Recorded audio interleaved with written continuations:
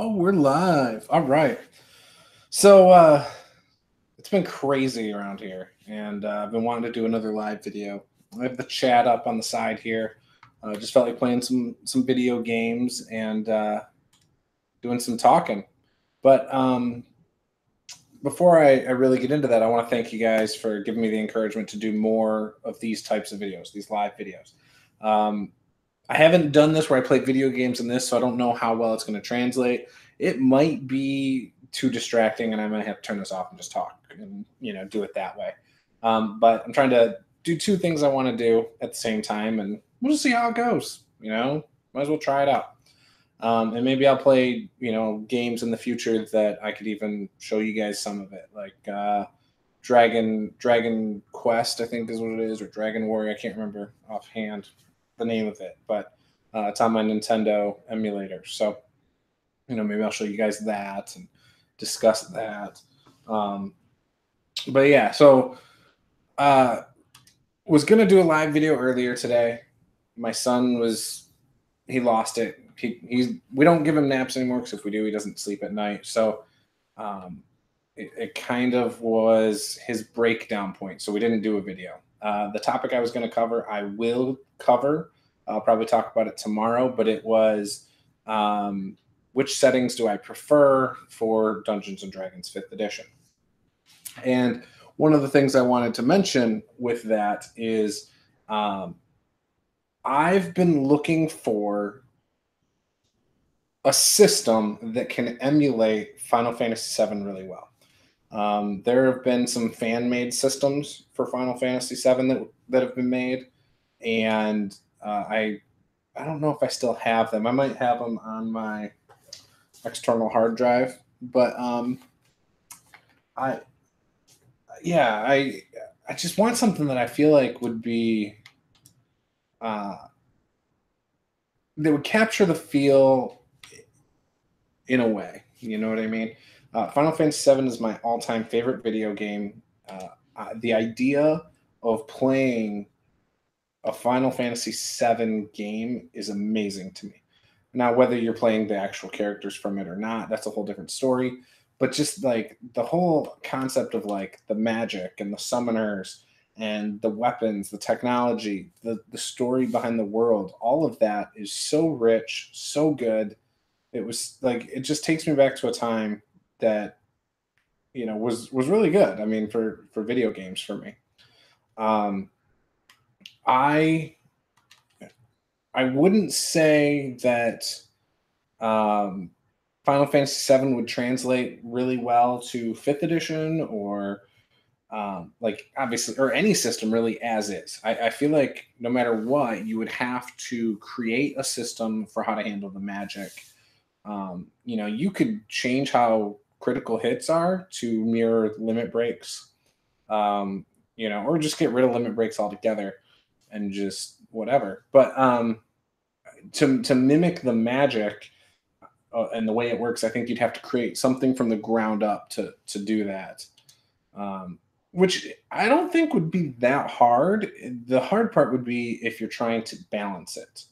I don't think that would be the aim, is to balance it, because obviously summoners in Final Fantasy VII are dealing way more damage than the amount of hit points you have and things like that, and hit points got into the thousands. I mean, so do you scale it down? How much do you scale it down? I mean, I think you could do it where you kind of just do the ratio of math. Well, what did the big monsters have in Final Fantasy VII hit point wise?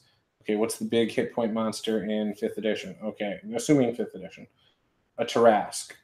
Scale it down, and there you go. But I don't know. I mean, you could do. Sorry, you could do it a lot of ways. I don't know if it'd be as hard as some people probably think.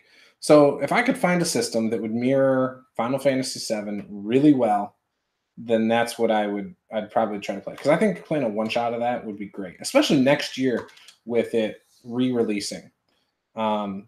I think it's next year that they're re-releasing it for the latest PlayStation, which hopefully that'd be great if I can buy that. I heard they're going to be doing it in a few different, what is the word? It's installments. So they're taking a game that used to be 3 discs, and then they're just going to turn it into multiple games, which I think is kind of cool, to be honest. Looks like we have 1 viewer, so that's cool. Whoever you are, hello. Right now, I'm just kind of talking about Final Fantasy VII and what would be a good system. A system that I think would be really good for it is maybe Fantasy Age. I like Fantasy Age. I think it's a interesting toolbox. I think it could certainly be adapted to the feel of Final Fantasy VII. There's some magic in it, but I don't think magic is. How do I say it? I think the magic you could add on to for that game, and maybe you just make magic associated with, stones or materia, as it's called in Final Fantasy VII. I think that would do what I would want. So that's one of them that I'm thinking about. Doing it with that, because I think that would be cool. And again, I just think playing a one shot of it would be phenomenal. If you're into Final Fantasy VII and you think that'd be cool, please let me know. I'd love to hear your thoughts on this idea. If you think that'd be a good system, I'd love to hear about it. I think it is. I think that's probably the ideal system for it, to be honest. Or just creating something from the ground up. And I don't know how hard that would be, like a full-on brand new system from the framework up.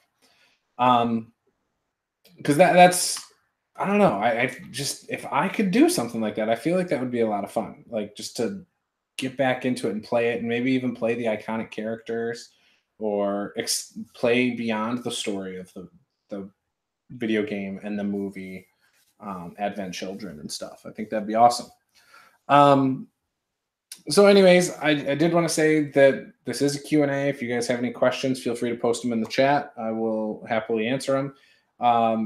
I do want to talk a little bit about my world building stuff. So I don't think that when I'd done my world building that I did it in a conventional means. I don't think I followed a system for it.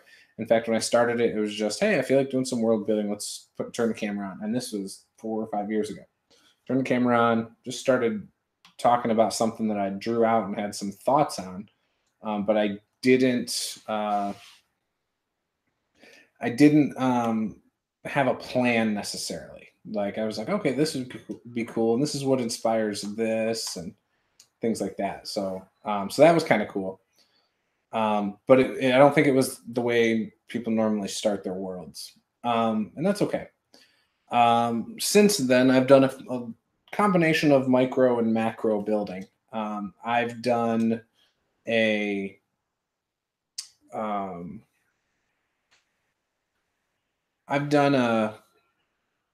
starting with like an area. So I know what I want to do for like a one shot, we'll say. So I pick, okay, this is kind of what I'm thinking storyline wise, because one shots have to be a little bit more railroady. Hey, Demon Jester. If you have any questions, feel free to post them and I'll answer them. But so I've done a combination of both things. One of the big things that I did with my one shots, because I tend to railroad it a bit. I have a very simple formula with one shots. It works for me. All my games have pretty much run on time. I've had quite a few games where people have hoped that we could play more than just a game, more of a campaign. But so when I've done it, I've said, okay, this is my story. I need to have a role-playing encounter to start it so the players can get loose and, get into the mode of role-playing rather than rolling dice and stuff. Usually it's a tavern. I've done other things, traveling on a ship into a city. I've done slave ships before. I've done starting in a prison. I've done all sorts of things. but something to get the players talking to each other, thinking, um, and going from there. And then I usually go into some kind of a physical encounter, whether it's a trap, which most of the time I do combat. I do a simple combat. Um, and then after we do the simple combat, we then have some travel, and then usually there's a puzzle or something along those lines. And then I have a big bad that they fight. I wrap up my one shots with asking the players what their characters do for the rest of their life. And that finalizes the game right there. And it basically closes off any continuation of those characters in my games. And it really makes it a one shot rather than a campaign. Um, so that's what I do. And it always, I think it works really well. I've killed players off in my one shots by having like a Baylor explode. Cody's talked about it in one of his videos because I killed his character in. He's over on Taking 20 if you're curious about that. But I blew his character up at the end of a game. So I've done some stuff. But when I do that, I'm focusing on the micro, this a small place and the surrounding places around it. I then, based on what I've come up with in that game and what happens in that game, I take that and I plop it into my world wherever I feel like it makes the most sense. And it's worked out fantastic for me. I would say that's how most of my world has actually been done so far. Um, is by doing that. And, I'm happy with it because again, I have a lot of my, at least that portion that I've shown you guys the maps of before. I have a lot of that world planned out. Like this is here, this is there. There's portions I don't, which I have right now. I have a home campaign I play in, I have one that I play in and one that I run. The one that I run is I haven't even figured out exactly where I want it in my world yet. Right now they're just in a forest and it's working out okay. So we'll probably plop that in hopefully in the next session or so. I'll figure out exactly where it is in my world. I might even before the next session figure out exactly where it is. But yeah, so I have, I do the micro based on the games. I did though one day when I was trying to take what I had originally drew when I was messing around in Photoshop, I did more of a macro. In case you don't know, macro is like big, micro is small. So I did. I knew that one portion of Orcs Arrow Peninsula because I had drawn that out on a map, and so then I was like just screwing around with shapes and drawing stuff out in Photoshop, and then I was screwing around with some brushes that gave me different pictures, like things for cities, icons or whatever, cities and forests and stuff like that. And it worked. I mean, it got the portion down. And I was thinking at the time that my world would be that would be my whole world, I think, when I was doing that. Or at least half. I think I was thinking that'd be about half of my world. And I think in that process, when I was doing it, I was like, you know what? Let's make this bigger. Why not? Let's make this world bigger than most other fantasy worlds. And so I've ended up with something huge. I mean, I haven't planned anything out really. I've got ideas for the rest of the world, such as the ocean being, in fact, a big portion of the world just being ocean, with not a lot other than like the biggest monsters you can think of out there, such as kraken, dragon turtles, the megalodon, like just huge, huge monsters. And so that's kind of what I planned out for all that, and I think it's really cool. And then I even thought of like a really small island out there, surrounded by all that ocean, and that being where some immortals are, some larger than normal immortals, and so people, maybe people who have come to that island think those are the gods, and so that's the where the talk of the gods has spread from, and that's what I kind of came up with. I'm hoping with videos like this, obviously this one I haven't done it yet, but in videos like this, uh, I'm hoping we can discuss specific portions of my world that I've done or that I haven't done. Just being like, hey guys, let's focus on this. What could be here? What type of monsters? What type of cities? Who are the heroes? And just fleshing it out, and then watching these videos back and getting taking those ideas and putting them in there. But I think the thing I've had the most success with is the micro, taking the small areas, uh, putting them um, putting them into like a one shot. What's my story? Boom, and then extracting what I've come up with in that game.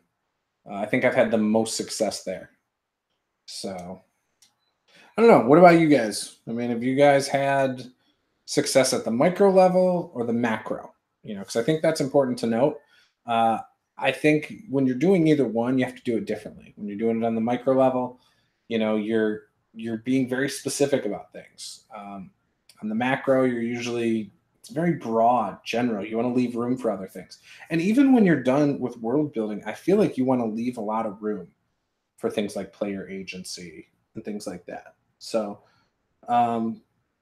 yeah. So, anyways, looks like we had 2 viewers for a minute. We're back down to 0, unfortunately. Maybe my playing video games is distracting, and maybe I'm not as entertaining. I don't know. But giving it a shot, like I said. If this is a failure, let me know. If you can hear too much of that in the background or whatever, just let me know, because I will change it. If it's not too distracting and you don't mind this, let me know that too.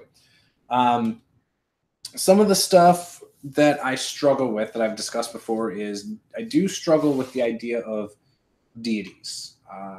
That's something I don't know if I want to like force certain deities in my world to be like definite, like these are gods, or if I just want something that's so powerful that you assume it's a god, because there's no other way to explain how powerful it is. I feel like that's the way I'm going with it. And I think I've already kind of said that, but I just think to me, I think that's the best way to do it. One of my biggest gripes with published settings is that I always feel like if I'm going into it and I don't know everything about it, I'm going to screw something up. And I understand it's my world to play with. It's my sandbox. It's just when I'm playing a published setting, I can't get that out of my head. It's hard for me to say, okay, I'm playing in a published setting. Let me, you know what? I forgot to share this in the brigade. I'm going to go share this.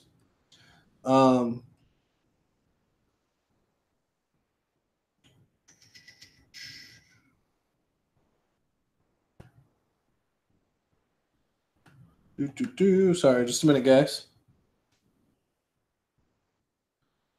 That's posted there. We'll go with Absolute. So I'm going to give you some quick shout outs. Absolute Tabletop, RPG Brigade, Master the Game, and those are the ones I'm giving the shout outs to. So, yep, let me share it in one more place and then we'll continue. We will continue. So, one of the things. So, I don't know if you guys ever check out my website. I have some downloads and stuff like that over at rpgjuice.com, juice without the I. And we have some downloads over there, but my website has expired, so I need to get that renewed. So I will hopefully be getting that renewed probably tonight. Or tomorrow. I'll probably get it renewed tomorrow. And I'll get back to doing I'll get back to doing some things on there and try to get some more downloads. But I have some DM cheat sheets up there that I think are pretty helpful. I use them, so it's not like I just made something just to put something up there, but free download. Go on over to rpgjuice.com, go to the downloads. There's GM sheets, settlement sheets, NPC sheets, campaign sheets that I've come up with. I made them in Excel, did some stuff with some of the borders around certain cells and things like that. And I've found that they're very helpful for me. I might be making, right now I have somebody else's initiative tents up there. It was shared in a D&D group a while back. I'm going to probably take those down and put my own up with a little bit more information on it, and probably not as big because I print them. They're nice. They work well, but they're really big. They're like this big. I feel like if I can make it smaller, then probably get some more use out of it. So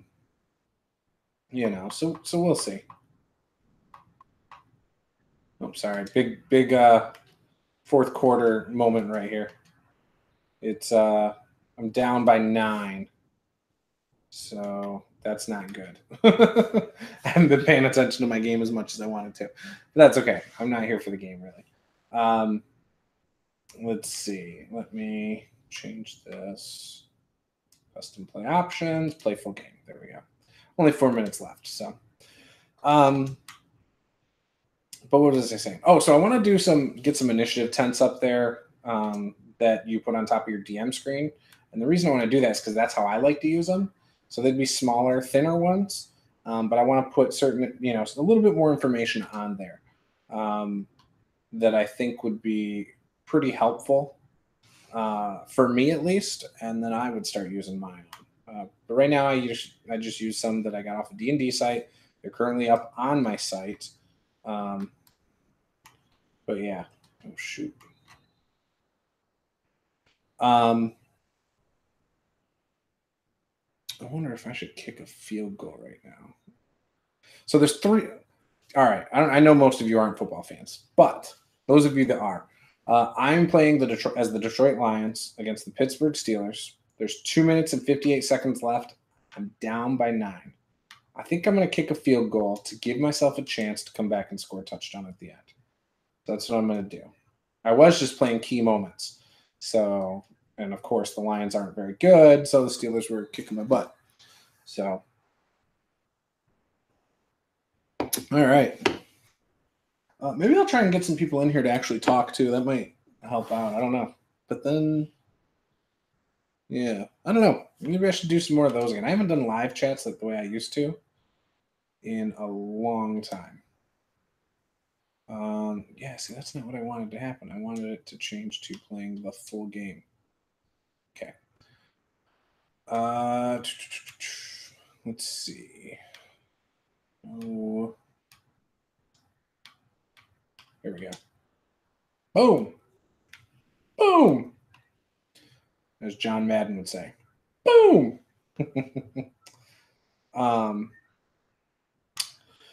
So I've noticed also with world building, one of the things I do is I either go really far off the tropes or I stick to the tropes to a T. I don't usually, and I think I need to change some of that in my world, but I don't normally slowly integrate them. Like, what am I trying to say?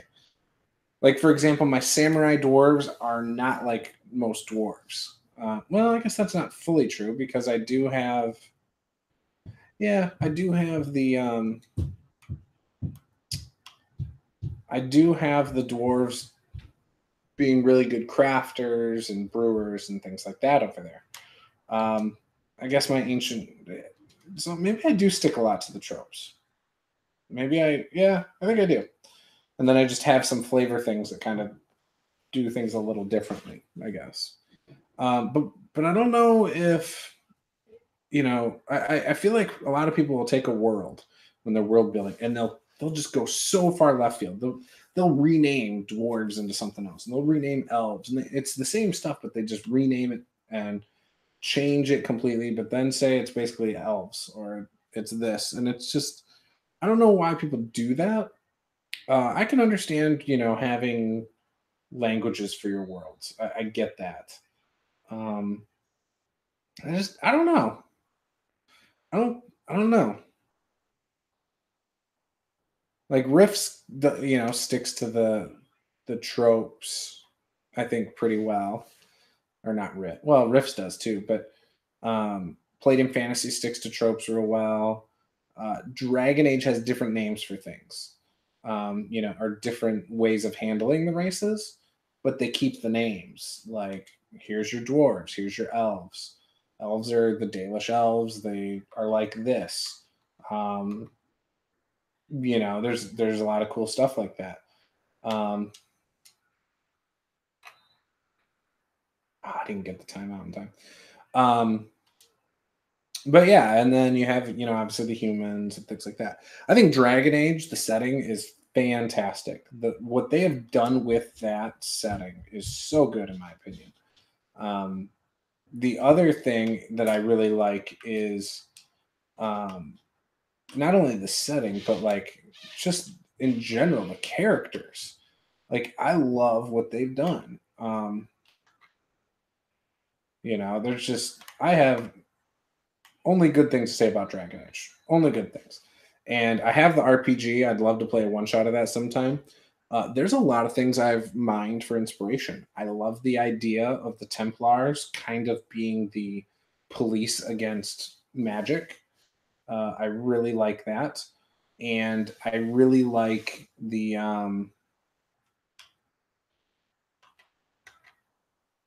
I really like um, the whole story of the mages and blood magic.